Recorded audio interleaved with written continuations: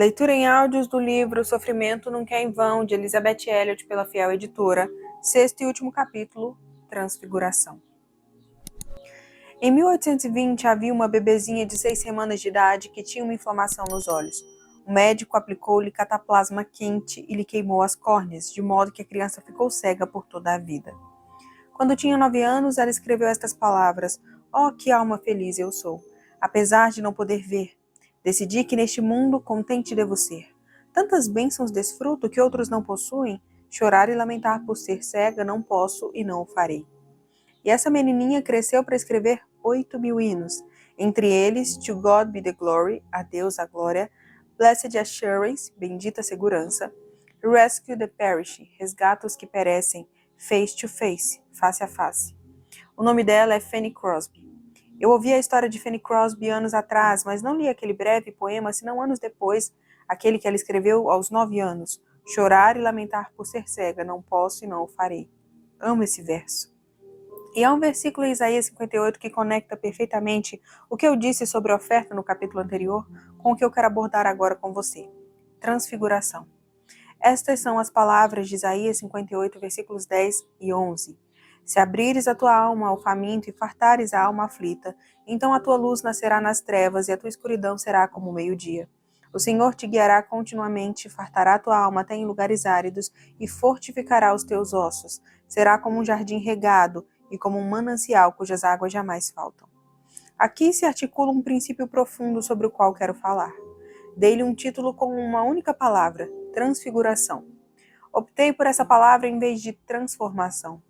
Ambas são praticamente idênticas, mas eu amo a palavra transfiguração porque ela sugere um aspecto de glória que nem sempre está envolvido na palavra transformação. Transfiguração. Você se lembra da história de Jesus no monte quando ele foi transfigurado? As duas coisas, sofrimento e glória, se conectam porque era sobre o sofrimento que Moisés e Elias falavam quando Jesus foi transfigurado. E esse versículo de Isaías fala sobre abrir a alma ao faminto e receber em troca a satisfação de suas próprias necessidades, uma espécie de força muscular. Você será como um jardim regado, como um manancial cujas águas jamais faltam. Acredito que Fanny Crosby, aos 9 anos, começara a vislumbrar o fato de que há mais alegria em dar do que haveria em receber. E ela foi pão partido e vinho derramado pela vida do mundo. Só Deus conhece o efeito cascata da obediência de Fanny Crosby ao oferecer a si mesma. Lemos em Provérbios 11:25, a alma generosa prosperará, e quem dá a beber será descedentado.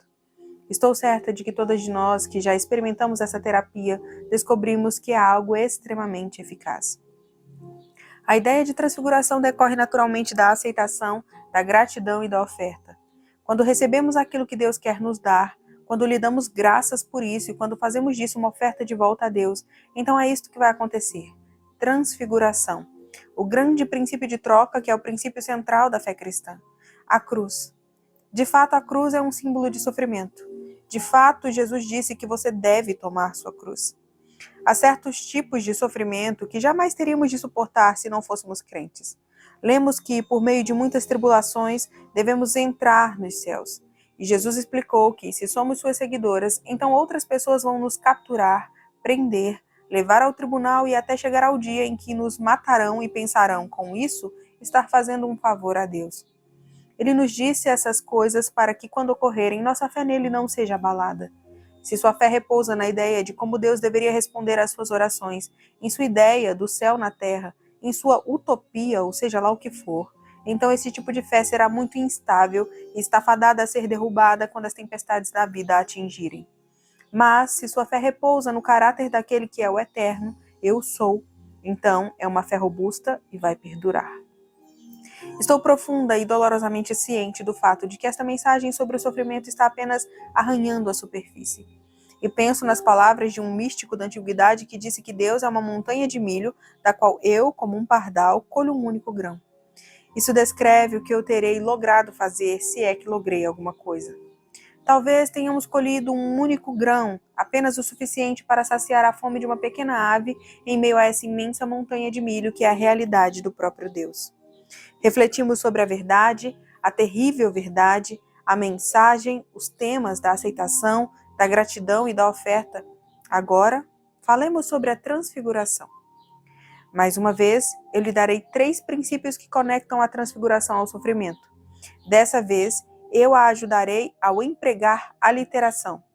Não me esforço muito para usar pontos aliterados, mas aconteceu aqui de termos 3 P's: o princípio, a perspectiva e os paradoxos.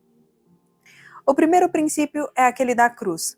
A vida vem por meio da morte. Trago a Deus minha tristeza e Ele me dá a sua alegria. Trago-lhe minhas perdas e Ele me dá seu ganho. Trago-lhe meus pecados e Ele me dá a sua justiça. Trago-lhe minhas mortes e Ele me dá a sua vida. Mas a única razão pela qual Ele pode me dar sua vida é porque me deu sua morte. Ora, essas coisas ocorrem o tempo todo, não apenas na vida espiritual, mas também no mundo natural. Jesus usou uma ilustração bastante simples do mundo natural num incidente ocorrido logo após sua entrada em Jerusalém, quando ele foi aclamado com ramos de palmeiras e gritos de hosana. E então, 2 dos discípulos vieram a ele e lhe contaram que alguns gregos ali queriam vê-lo por terem ouvido acerca da ressurreição de Lázaro dentre os mortos. Bem, todas nós amamos milagres e todas nós amamos um fazedor de milagres. Se você quer ser popular, realize quantos milagres puder, na mídia mais visível que puder, e o povo correrá para você. O povo correu para Jesus, disse ele, não por causa das palavras que ele disse, mas por causa dos pães e dos peixes. Nesse caso, a ressurreição de Lázaro foi a palavra que se espalhou. Então, as pessoas se aglomeravam em Jerusalém para ver o tal homem, e os discípulos vieram e contaram a Jesus que eles queriam vê-lo. Jesus aproveitou a oportunidade para virar de ponta cabeça a ideia que os discípulos tinham da glória. O mundo tem uma ideia do que é importante, do que realmente é a glória de Deus. Faça todos os milagres que puder, resolva todos os problemas, cure as doenças, pague as dívidas, e essa é a glória de Deus. E é claro que eu creio num Deus que pode fazer o sol parar. Ele pode transformar água em vinho e abrir terra seca em meio aos rios. Não me entenda mal. Mas quando ouço um pregador dizer que o que você precisa é de um milagre, minha vontade é dizer: talvez eu pense que é disso que preciso, mas muitas vezes minhas orações são como pedir pedras, e o que Deus quer me dar é pão, algo que não apenas me servirá de alimento, como também alimentará o mundo.